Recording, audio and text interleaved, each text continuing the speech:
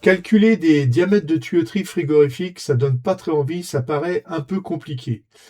Alors, j'ai développé une appli qui s'appelle CalcTube. Je vais vous montrer ça. Cela permet donc de déterminer des réseaux simples, par ça qu'on va commencer, et des réseaux plus complexes, type supermarché. Tout ça sans aucun calcul, mais attention, il y a quand même des notions à connaître. Rendez-vous sur la page technique-froid.fr, donc c'est ma page web. Vous avez un menu, dans ce menu, vous avez le menu application, vous avez l'entrée application et vous avez dimensionnement de tuyauterie, ce qui vous amène directement sur l'application CalcTube que j'ai développée. Lorsque vous arrivez sur la page CalcTube, vous arrivez sur une espèce de mode d'emploi ou au moins des informations qui concernent l'application. Par exemple, comment utiliser CalcTube, donc les paramètres d'entrée, les résultats, etc., comment ils vont se présenter ou comment ils ont été calculés, la méthode de calcul avec les différents diamètres, les fluides possibles, il y en a 17, et des conseils d'utilisation. Mais les conseils d'utilisation, je vais vous les donner maintenant dans cette vidéo. Alors, vous lancez réellement l'application en cliquant sur ce bouton « Lancer l'application » et voici l'interface. L'interface comprend plusieurs zones. La première zone sont les paramètres du cycle, donc c'est bien sûr le fluide frigorigène, la température d'évaporation, etc. Des paramètres des pertes de charge, je vais vous en parler tout à l'heure, et le réseau de tuyauterie qui est déjà rempli ici pour exemple. Je peux vous montrer ce que ça donne, cet exemple déjà rempli. Je fais aperçu et voilà l'exemple complexe donc de ce que peut donner en fait quand vous avez rempli ce tableau ici. Voilà le dessin de tuyauterie que l'on peut avoir. Mais on va partir de quelque chose de plus simple. Alors, actuellement, vous voyez le petit dessin manuel que j'ai fait avec un groupe frigo OR134A avec une température d'évaporation qui est donnée, température de condensation, refroidissement, surchauffe. Un réseau de tuyauterie qui dit que il y a 15 mètres de conduite. Alors pour moi, je sais que c'est conduite horizontale. On a une remontée de 3 mètres et de nouveau 2 mètres de conduite horizontale pour arriver à l'évaporateur de la chambre froide 1 qui fait 4000 watts. Alors comment on va dessiner tout ça sur notre appli? Eh bien, on va déjà rentrer les renseignements du cycle. Le paramètre du cycle, ça va être le fluide. On avait dit que ça serait du R134A. Alors, j'ai dit qu'on évaporait à -8, la température de condensation de 40, la surchauffe de 5 Kelvin.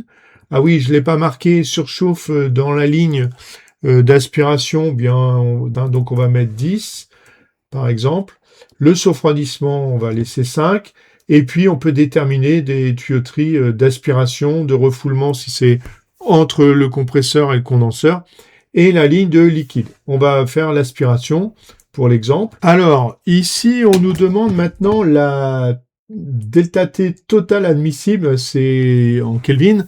Donc, c'est la perte de charge exprimée en Kelvin. Alors, c'est pas très intuitif, puisque une perte de charge, on sait que c'est une perte de pression, donc ça s'exprime plutôt en pascal, voire en kilopascal, ou même en bar.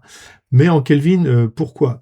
Eh bien, je vais vous donner un exemple. Si j'ai une installation au R134A qui évapore à -10, et ça correspond à une pression de 2,01 bar. Et si la chute de pression dans la conduite d'aspiration est de 2 Kelvin, eh bien, la pression à l'arrivée au compresseur sera non plus la pression qui correspond à -10, mais la pression qui correspond à -12, ce qui fait 1,85 bar. Si bien que si je fais l'écart entre les 2,01 bars qu'il y a au départ et les 1,85 qu'il y a à l'arrivée, eh bien, ça fait une chute de pression de 0,16 bar. D'accord? Alors, ces 0,16 bar, eh bien, c'est la chute de pression que je vais admettre dans la conduite d'aspiration, quelle que soit sa longueur. Qu'elle fasse 5 mètres de long ou 25 mètres de long, il va falloir que la chute de pression ne dépasse pas 0,16 bar, qui correspond donc à nos 2 Kelvin.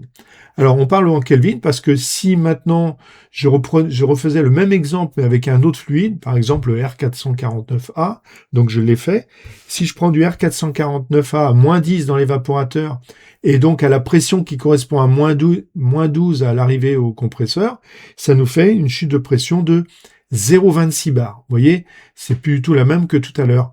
Donc, en fait, les cahiers des charges expriment souvent en Kelvin les chutes de pression admissibles dans les tuyauteries pour s'affranchir, en fait, du fluide et des températures d'évaporation. En général, les températures admissibles dans les conduites d'aspiration sont de 2 Kelvin. Voilà. Ensuite, vous avez un autre coefficient qui est un coefficient de complexité du réseau, en fait, on peut l'appeler comme ça. C'est quelque chose qui va majorer nos conduites par rapport aux longueurs sur le plan. Pourquoi ? Parce que les conduites, il va y avoir des coudes pour contourner des poteaux, des choses comme ça. Il va y avoir des vannes peut-être, il va peut-être y avoir des filtres, des réductions, etc. Donc en fait, pour tenir compte de tout ce qu'on ne connaît pas, en fait, on va multiplier par un coefficient. Donc si le réseau est simple et direct, eh bien vous mettez un coefficient plutôt faible, un 15, un 20. Et si le réseau est plus complexe, eh bien vous pouvez monter à 1,4, 1,5. On va mettre un 4 par exemple. Maintenant, on arrive sur le tableau ici qui est un réseau qui est déjà fait. Donc je vais vider, c'est-à-dire je vais décharger le tableau. Le tableau est maintenant vidé, nous n'avons plus aucun schéma de fait, et je vous propose donc de réaliser le petit schéma que j'ai fait à la main. Alors, le premier tronçon s'appelle A, donc je vais l'appeler comme ça sur mon tableau. Son parent, en fait le parent ça correspond au tronçon sur lequel ce tronçon est attaché, mais là il est attaché plutôt au groupe froid ou à la centrale, donc c'est expliqué ici. Donc quand c'est un tuyau qui est rattaché à une centrale ou à un groupe froid, eh bien vous laissez vide cette case. La longueur, eh bien c'est 15 mètres. Le nom du poste, eh bien pour l'instant ce tronçon n'est pas relié à un poste, c'est-à-dire un évaporateur. On met rien, la puissance rien, et l'orientation, on a le choix entre horizontal, et si je déroule ici, j'aurai vertical. Donc je mets horizontal, et j'ajoute une nouvelle ligne. Et là, j'arrive sur le tronçon B, qui lui est rattaché au tronçon A. Donc là, il faut bien indiquer. Sa longueur, eh bien, c'est 3 mètres. Pareil, il n'est pas relié à un poste, pas de puissance, et il est vertical ici. Donc, je rentre ici la valeur V pour vertical. Et pour finir, j'ajoute le tronçon C, qui lui est rattaché au B, et qui a une longueur de 2 mètres. Et qui alimente l'évaporateur qu'on avait appelé CF1 sur le plan, et qui a une puissance de 4000 watts. Et voilà, je valide, mon réseau est fini. Aperçu, voilà, j'ai mon petit aperçu ici.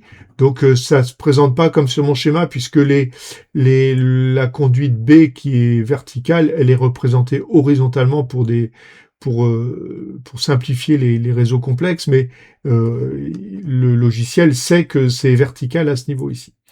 Alors maintenant, vous allez voir, et là c'est l'intérêt du truc, donc la partie la plus compliquée, on vient de la finir, c'était de dessiner le réseau. Il n'y a plus qu'à faire calculer le réseau.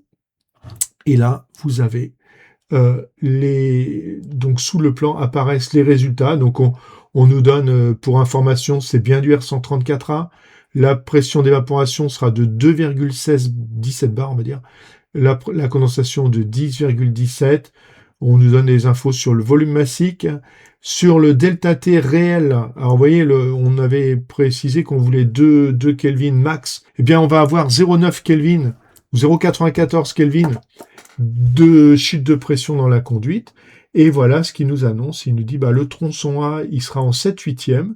La vitesse dans le tuyau sera de 8,06. Alors là, il faudra faire attention à ne pas dépasser 20 mètres par seconde en conduite d'aspiration parce que ça fait du bruit. Et en dessous de 4, si la conduite est verticale, l'huile ne sera pas entraînée. Et la perte de charge en Kelvin pour ce petit tronçon est de 0,7 bar. Pour le tronçon B, c'est la remontée. On reste toujours en 7/8. La vitesse n'a pas changé, bien sûr, parce qu'il y a le même diamètre et le même débit. Par contre, la chute de pression est de 0,14 Kelvin. Et pour le petit bout de 2 mètres, 0,09 Kelvin. Ce qui nous fait, là on a le bilan, ce qui nous fait que le tronçon, la chambre froide 1, c'est la seule, si elle est alimentée en 7/8, elle est OK puisqu'on est largement en dessous des 2 Kelvin. On pourrait se dire, tiens, on va gagner un peu sur le diamètre. Alors, en diminuant le diamètre, j'augmente la vitesse. Alors, pour l'instant, on est toujours dans les clous, on est à 1,28. Et si je diminue le diamètre dans la remontée, on est toujours dans les clous. C'est-à-dire on est à 11,19. Et si je diminue le diamètre pour le petit bout de 2 mètres qui finit, je dépasse les 2 Kelvin. Et c'est pour ça qu'il nous a indiqué du 7/8. Alors, on peut réimaginer de faire du 7/8 dans les parties horizontales. Et pour être sûr que ça remonte bien, on met du 3/4, c'est-à-dire un diamètre en dessous dans la remontée. On est toujours OK par rapport à la perte de charge. Vous pouvez toujours revenir en arrière.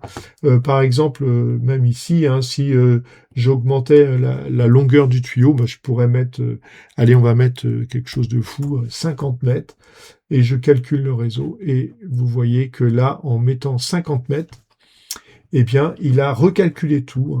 Et par contre, les diamètres ont changé pour être sûr qu'on est toujours sous les 2 Kelvin. Et là, on est passé en 1 pouce 1/8 pour la conduite de 15 mètres, de 50 mètres du coup horizontale. Et pour l'horizontale, on a 1 pouce 1/8 et 7/8 pour la remontée. Alors, si je la mettais en 1 pouce 1/8, vous voyez, il nous dit attention, la vitesse est limite, donc c'est mieux de passer en dessous. Voilà, et voilà pourquoi ce réseau serait plutôt de cette manière pour satisfaire à la perte de charge. On arrive au terme de cette vidéo, et j'espère que ça vous a plu, et n'hésitez pas à utiliser l'outil que vous retrouverez sur technique-froid.fr.